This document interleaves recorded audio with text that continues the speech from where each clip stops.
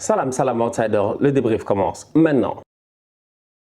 Le Paris Saint-Germain fait match nul aujourd'hui 1-1 face au Benfica. On va être très sérieux. Dans une semaine, le PSG rejouera face au Benfica et ce match-là sera très décisif pour la première place du groupe. Le Paris Saint-Germain avait l'opportunité aujourd'hui de prendre un certain avantage. Cependant, ils sont tombés face à une équipe du Benfica qui n'est pas venue, je dis bien, pour faire de la figuration. Une équipe du Benfica qui, sincèrement, est venue jouer au football à domicile. Leur coach avait été clair. Il nous avait tous avertis. Il avait dit clairement que son équipe n'allait pas venir et subir le jeu du Paris Saint-Germain, que son équipe allait venir essayer de tenir le ballon, de produire un certain jeu. Aujourd'hui, on a vu une équipe du Benfica qui a été vaillante, qui a fatigué les Parisiens. Et ce qu'on peut croire étant un semblant de contrôle au milieu de terrain. Parce qu'aujourd'hui, franchement, on va être très sérieux. On a vu sur des phases offensives un Paris Saint-Germain de temps en temps, mais étincelant. Verratti, Vitinha, les gars, la manière à laquelle et la facilité à laquelle ils ont de sortir le ballon, sincèrement, c'est sensationnel. Léo Messi, il redescend un tout petit peu, il se greffe, je dis bien, à eux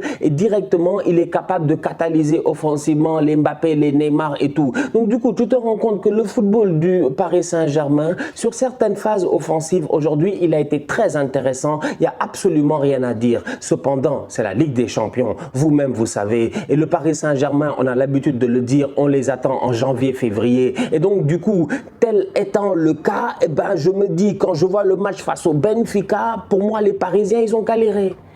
Ils ont galéré.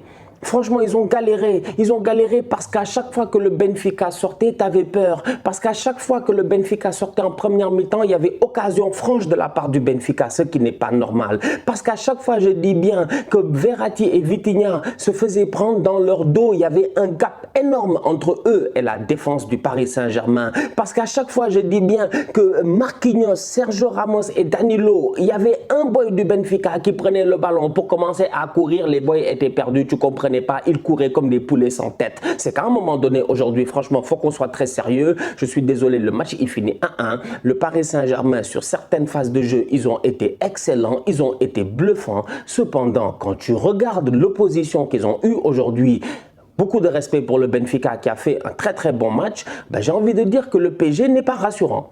Le PSG n'est pas rassurant. Le PSG n'est pas rassurant. Défensivement parlant, aujourd'hui, je n'ai rien vu de bon.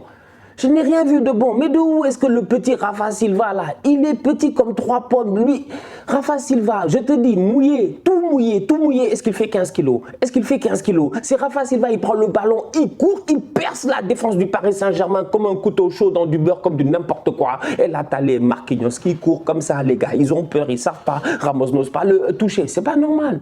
C'est pas normal. Donc du coup, moi, je suis d'accord par rapport au contrôle que vous avez au milieu de terrain. Je suis d'accord par rapport à la construction de jeu, tout ça, c'est flex, ça va vite et tout.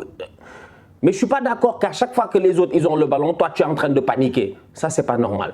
Tu recules, tu paniques. C'est pas normal. Donc aujourd'hui, le match finit 1-1 et j'ai envie de dire que je pense que, et j'espère que Galtier va apprendre énormément de choses de ce match-là parce que là, il faut s'asseoir à la vidéo, réorganiser les choses et te dire que c'est pas normal que tu aies autant de possession de balle dans un match, mais que ton adversaire, dès qu'il le récupère, en 2-3 passes, ils sont passés au-dessus de ton milieu de terrain et c'est mort.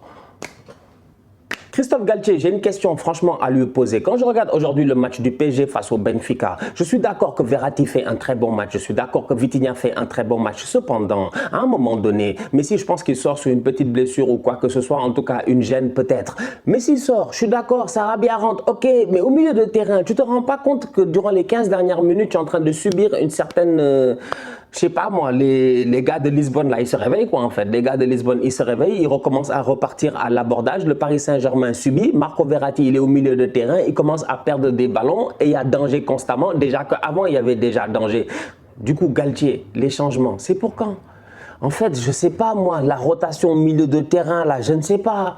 Bon, pour moi, je les ai trouvés un peu tardifs, ces changements-là. Et je suis d'accord sur le fait que les gars sont très très forts et tout. Mais à un moment donné, à partir de la 75e, tu commences à perdre un peu là, en rythme. Mais redynamise ton... Putain, merde. Redynamise ton équipe, en fait. Je sais pas. Bref, on dirait Galtier, il est assis sur le banc de temps en temps, il a peur quoi en fait. Je ne le blâme pas, hein. Franchement je ne le blâme pas, je le comprends. Je le comprends, c'est compliqué. Oui, c'est compliqué, c'est compliqué. Tu ne peux pas sortir Mbappé, tu ne peux pas sortir Neymar. Ils font Bon, Neymar fait un excellent match aujourd'hui, franchement il se gère à mon avis. Donc voilà, donc tu ne peux pas faire certains changements, je suis d'accord. Mais c'est difficile parce que tu vois ton équipe en train de perdre en intensité, mais il y a certains boys, tu ne peux pas les sortir parce qu'ils sont très importants dans cette équipe-là. Je suis désolé aujourd'hui.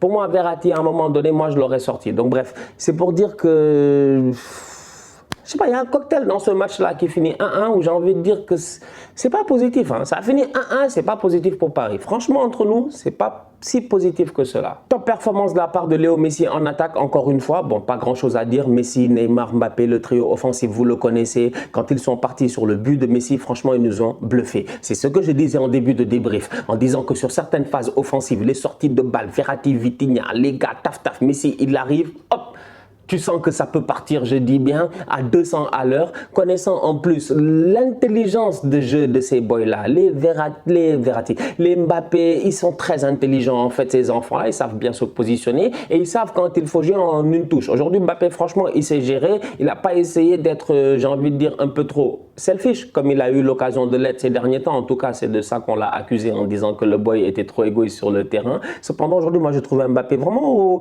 voilà, il était là, il était dans l'équipe, il n'y a aucun problème, il a fait son match, c'est dommage. Ils n'ont pas claqué ce deuxième but-là. Cependant, offensivement parlant, les combinaisons étaient belles. Léo Messi claque un très beau but, un très bel enroulé. Voilà, bien joué de sa part, bien joué de la part de Neymar aussi, qui aurait pu mettre un but. Oh, reprise de volée, elle touche la transversale. En tout cas, il y a des efforts à faire aussi quand même. Hein. Ouais. Après, tu te dis, le gardien du Benfica, il a été très bon aussi, franchement. De la même manière que Donnarumma était très bon en première mi-temps, même durant tout le match, même d'ailleurs. Il a été très bon, Donnarumma. C'est ça le problème, en fait. Tu as vu toutes les occasions que Donnarumma, il a dû arrêter? Et la plupart même, les gars, ils ont frappé sur lui. Sauf il y en a une, là, c'est celle de Neres en première mi-temps. Ça, c'est un but. Ça, normalement, c'est un but. L'arrêt de Donnarumma, à mon humble avis, il est sensationnel. Ça, je pense qu'il la touche de là, genre il la touche de l'intérieur, de l'extérieur de la paume, je ne sais pas de comment il fait pour la toucher, pour dévier ce ballon-là. Mais Donnarumma fait un grand match. Le gardien grec du Benfica fait un top match. Aujourd'hui, franchement, j'ai envie de dire que moi, je vois juste quelques petits détails au niveau du PSG que je me dis, si tu as l'exigence de vouloir gagner la Ligue des Champions, de vouloir dominer et tout, dès maintenant, tu dois voir qu'il y a certains petits trucs qui, de temps en temps, il faut les rectifier. Et je pense que ce soir, ben, j'espère que Galtier, comme j'ai dit, apprendra. Très belle activité de la part de Achraf Hakimi quand même sur le côté droit. C'était le week-end passé. Hein. Des fois j'oublie parce qu'il y a tellement de débriefs que des fois j'oublie. Mais c'est quand j'ai fait la blague là en disant qu'il avait pris, il avait passé une sale soirée là, open bar avec Melvin Barr et tout là sur le. Je pense que c'était ce week-end non, où Achraf il avait un peu galéré. Là ce soir franchement face au Benfica il est intéressant, il fait beaucoup d'appels de balles. Bon de temps en temps il rate des contrôles, c'est des choses qui arrivent. Ou la mésentente un peu avec Neymar et tout, mais l'essentiel c'est qu'il soit là en fait et qu'il se projette, ça c'est très important. Cette défense à 3 là doit être capable de se gérer et de laisser l'opportunité à Achraf de pouvoir se projeter. Aujourd'hui il l'a fait, il aurait pu claquer un but, le gardien fait un bel arrêt, pourvu que ça continue parce qu'il faut qu'il reprenne le rythme parce qu'en ce moment au Paris Saint-Germain j'ai l'impression qu'il est un tout petit peu décrié, peut-être par la presse, peut-être par certains supporters, mais ça reste néanmoins un très bon joueur de football, donc du coup bien joué de sa part, c'est bon pour la confiance ce genre de performance là. Le calendrier en octobre, il est terrible, vous-même vous savez, l'enchaînement, il est là. Le Paris Saint-Germain joue ce week-end, je pense, face à Reims, mais après, ils enchaînent directement le Benfica, le match important pour essayer de garder cette première place du groupe-là, qui sera importante après pour les tirages en huitième de finale et tout. Mais au-delà de cela, tu as le classique face à Marseille qui s'ensuit. Donc du coup, les gars du PSG, là, j'ai envie de dire qu'en ce moment, je vous dis, j'attends que ça, Paris-Marseille. On attend que ça, en fait, ce match-là, je l'attends avec impatience parce que je me dis, c'est une équipe du PSG qui aujourd'hui gagne, fait match nul, excusez-moi, tu sens qu'il y a du talent. Je pense qu'on est d'accord là-dessus, quoi. Les gars sont forts, il y a du talent. En fait, Messi, Neymar, Mbappé, c'est du talent. Ça ne rigole pas, ça rate pas beaucoup d'occasions, ça rate pas de passes, ça rate pas de contrôle. C'est-à-dire que c'est des boys, c'est dans leur tête, franchement, c'est le prime, du top, la crème de la crème, le cerise sur le gâteau, le je ne sais pas quoi, de whatever you want, la cerise, je sais pas. C'est eux, franchement. Donc on est d'accord que dans un match où le Benfica ils viennent avec Benfica, ils ont un niveau respectable en fait, un niveau respectable. Ils arrivent, ils s'en sortent, ils se débrouillent, ils font un bon match. Et les autres qui sont Paris, Ils font match nul et tu te dis que quand même il y a le talent qui les a sortis parce que Messi quand même il te met une frappe extraordinaire que le gardien celle-là il ne pouvait pas l'arrêter.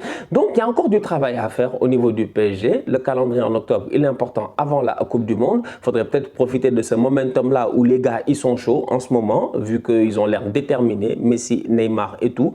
Donc on va voir ce que ça va donner dans les prochaines semaines mais je m'attends vraiment à ce que au courant de la saison, à ce que Galtier il fasse quelques réajustements et qu'il ait un peu plus d'audace au niveau des changements et qu'il ose de temps en temps.